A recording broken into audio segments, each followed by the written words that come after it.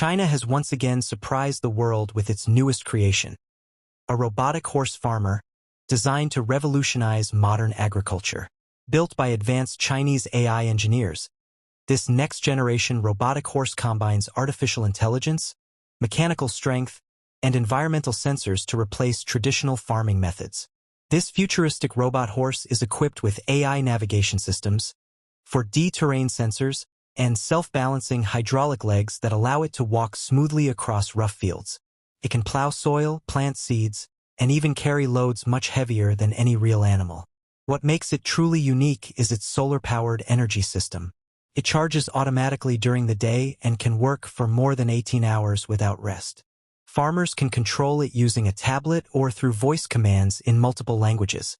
China's scientists claim that this robotic horse will drastically reduce manual labor in rural areas and boost food production efficiency by over 60%. It can also collect soil moisture and crop growth data, helping farmers make real-time decisions. This incredible machine is not just a farming assistant. It represents the future of AI-powered smart agriculture.